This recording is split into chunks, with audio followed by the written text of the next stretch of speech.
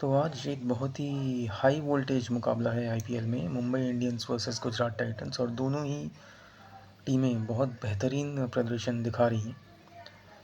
तो आज के मैच के लिए मैंने चेक किया compatibility, and what I found was that Gujarat Titans had the lead on one parameter, whereas Mumbai Indians had the lead on zero parameter. So Gujarat Titans were actually leading on the parameters metrics by 1-0.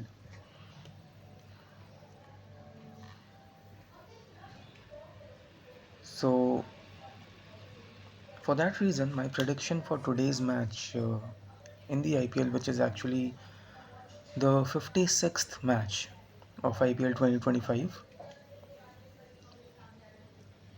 which will be played at Wankhede Stadium in Mumbai between Mumbai Indians and Gujarat Titans on the 6th of May 2025, is that today the winner will be Gujarat Titans. बहुत हलचल हमें देखने को मिल रही है Instagram पे, और जैसे जो पाकिस्तानी प्लेयर्स हैं और पाकिस्तानी आर्टिस्ट्स भी, जैसे आतिफ असलम हो गए, और फवाद खान, फिर players like Babar Azam, Mohammad Rizwan etcetera, उन सब का अकाउंट इंडिया में ब्लॉक कर दिया गया है, इंडिया में अनअवेलेबल है। Now it will be really interesting to watch कि ये कब तक रहता है। And I really want, I really wish, I really demand और आई रियली रिक्वेस्ट कि प्लीज़ अभी ये जो आपने बैन लगाया है ये कभी मत हटाना। अगर आपने ये हटाया, this will be nothing but fickle mindedness, this will be nothing but double standards. और जो लोग यू नो ये क्या है कि डिफेंड करें, अगर मान लो कि ये बैन हटा दिया गया और कुछ लोग उसे डिफेंड करते हैं ये कह के कि छोड़ो अब, रात गई बात गई, जो बीत गई सो बात गई, गेट अ लाइफ, और पॉलिटिक्स और आर्ट को अलग रखो, पॉलिटिक्स और स्पोर्ट्स को अलग रखो। तो अगर वो थिंकिंग आपकी अभी भी है, आप उसे बरकरार रखते हो तो बात अलग है, लेकिन अगर अभी आप सपोर्ट कर रहे हो इस बैन को, और अभी आप डिमांड कर रहे हो कि इस तरह का बैन लगे, अभी आप वेलकम कर रहे हो इस मूव को, तो कल को अगर ये बैन हट जाता है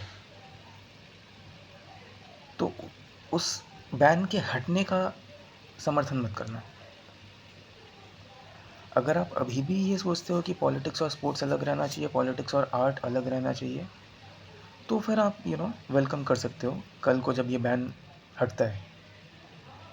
बट अगर अभी आप वेलकम कर रहे हो तो कल को जब ये बैन हटे, जस्ट बिकॉज आप किसी पर्टिकुलर पॉलिटिकल पार्टी का सपोर्ट करोगे ही, चाहे वो कुछ भी करे, तो कल को अगर ये बैन हटता है तो उस बैन के हटने का समर्थन मत करना, ये कह के कि जो बीत गई सो बात गई।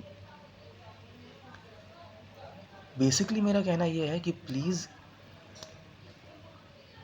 डबल स्टैंडर्ड्स ना अपनाएं, और किसी भी political party, BJP, Congress, TMC, किसी भी पॉलिटिकल पार्टी के सपोर्ट में अंधे ना हो जाएं, इस तरह इस कदर की वो पार्टी कुछ भी करे तो आप उसे डिफेंड करो, चाहे वो कांग्रेस हो, बीजेपी हो, टीएमसी हो, समाजवादी पार्टी हो, या जो भी पार्टी हो।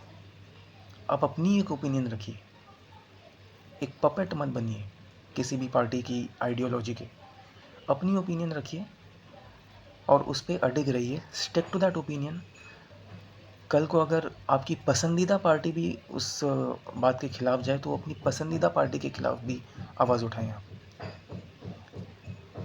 सो आई रियली विश कि ये जो बैन है ये कंटिन्यू हो, क्योंकि अगर ये कंटिन्यू नहीं होता है तो फिर किसी को हक नहीं है किसी को किसी भी तरह का काम करने से रोकने के लिए। Double standards are not acceptable.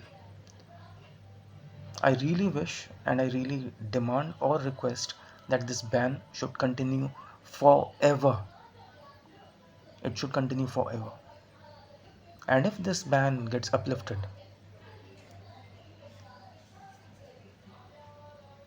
I mean, we really don't want to witness such double standards. So thank you so much for watching. I'll see you in the next one. Until then, take care of yourself and your loved ones and everyone around you. जय हिंद, भारत माता की जय, वंदे मातरम, सत्यमेव जयते, जय श्री राम, जय श्री श्याम, हर हर महादेव, जय माता दी, गणपति बप्पा मोरया।